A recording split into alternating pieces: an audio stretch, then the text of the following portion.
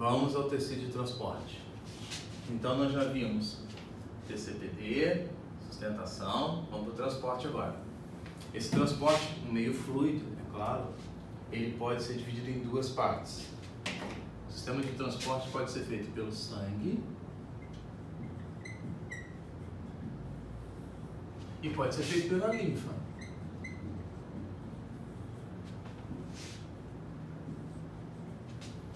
Linfa é um líquido transparente que é produzido pelas glândulas linfáticas, pelo sistema linfático, e que vai servir de eliminação de resíduos tóxicos. É uma via expressa até mesmo para glóbulos brancos. Eles são produzidos a partir desses linfonodos, que eles chamam de linfonodos, a área onde produz glóbulo branco e produz uma parte dessa linfa. Essa linfa aqui é como se fosse uma aguinha. Quando você se machuca, para de sair o sangue, começa a sair um líquido, esse líquido é a linfa, tá legal? Quem gosta de ficar na linfa é a tuberculose, a hanseníase, eles adoram ficar nessa área da linfa. A elefantíase também, né? O Fischeriella Bancroft, ele adora ficar no sistema linfático. Bom, então essa linfa aqui, a gente não vai se preocupar muito não, vamos colocar só sistema linfático, tá legal? Sistema linfático. A preocupação maior é com o tecido sanguíneo. O tecido sangue, ele é fluido, porque 97% dele é água. Então essa parte fluida dele é chamada de plasma. Aqui, mais essa cor, errei, plasma. Plasma tem o quê? Tem água, sais minerais e tem o que ele transporta: hormônios, excretas, gases, tudo vai ser transportado pelo plasma, tá legal? Então se você quiser colocar aqui, ó, gases, excretas, hormônios, anticorpos, nutrientes, um monte. Faz o transporte, legal? E tem uma parte chamada de elementos figurados.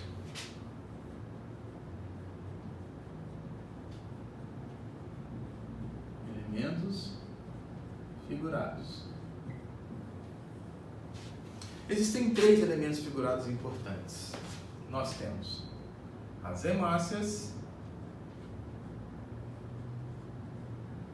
os leucócitos e as plaquetas.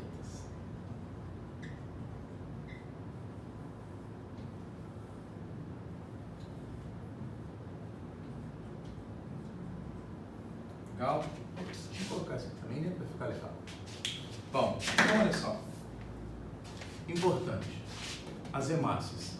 Hemácias ou glóbulos vermelhos são células anucleadas que são produzidas na medula vermelha do osso, lá dentro do osso, e eles são responsáveis pelo transporte de oxigênio. Algumas coisas importantes sobre as hemácias. Primeiro, elas são anucleadas. Se elas são anucleadas, elas não têm DNA. Se elas não têm DNA, é porque na sua fase jovem, quando ela tinha núcleo, com outro nome que eu vou colocar daqui a pouquinho para vocês, ela já sintetizou todos os RNAs necessários. Então, se ela não tem núcleo, ela tem atividade metabólica, mas ela não tem mais o comando. Então ela vive pouca. São células que têm um período de vida muito curto, chamado de células lábeis, vida curta. Seu tamanho pode ser influenciado pela disponibilidade de oxigênio no ar, associado à altitude. Quanto mais alto, mais rarefeito será o ar. Se ele é rarefeito, isso faz com que o tamanho da hemácia dê uma diminuída. Se diminui, aumenta a concentração de hemoglobina, porque é ela que vai pegar o oxigênio. Isso aumenta a pressão interna dela. Então ela consegue capturar uma quantidade maior. Se diminui o seu tamanho, aumenta o seu número. Legal? Então, quem está lá nas montanhas e vive em grandes altitudes, a tendência é aumentar o seu número de hemácias. Muitos atletas fazem isso na época de Olimpíada, que deveria ser esse ano, vai ser o ano que vem, mas ela vai acontecer. Parte da base do treinamento desses atletas é em grandes altitudes para diminuir o tamanho dessa hemácia, para quando ele vier competir no nível do mar, ele consiga uma captura maior de oxigênio, tá legal? Isso aí não é doping, porque todo mundo pode ir para as grandes altitudes. Então, hemácias. Essas hemácias aqui, elas têm um outro nome, glóbulos vermelhos, mas ela tem um outro nome. Glóbulos vermelhos, em radicais gregos e latinos, éritro é vermelho, cito é célula, são os eritrócitos. Cito é uma célula madura. Quando essa hemácia tem núcleo, ela é chamada de éritro vermelho, célula jovem, sempre a terminação é blasto, então são os eritroblastos. Essa célula aqui é uma célula jovem com núcleo que vai ficar dentro da medula óssea vermelha.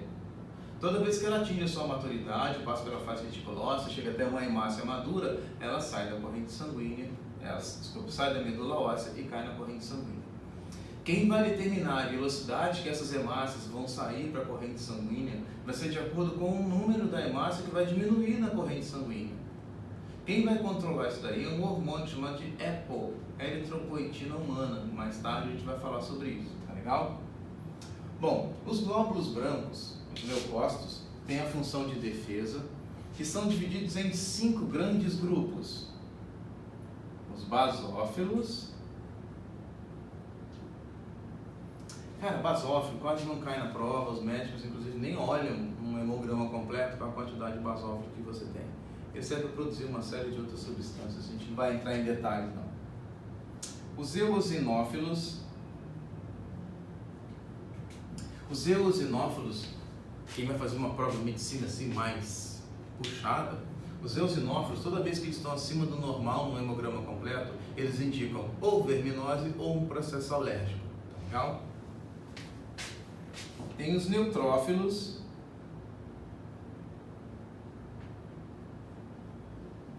Os neutrófilos ou segmentados são aqueles que têm um espaço citoplasmático muito grande. Toda célula de defesa que tem um espaço citoplasmático grande, ele é muito bom para fazer fagocitose. Então ele defende fazendo fagocitose. Esses neutrófilos aqui, quando eles fazem fagocitose, eles matam a célula, mas eles morrem também. Eles se transformam em células produtoras de pus ou piócitos. Tá legal? Tem os linfócitos.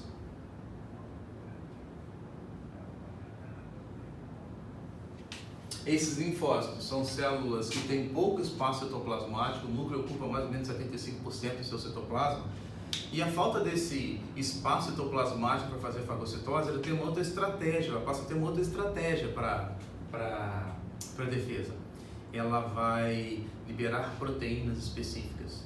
Essas proteínas específicas são chamadas de anticorpos.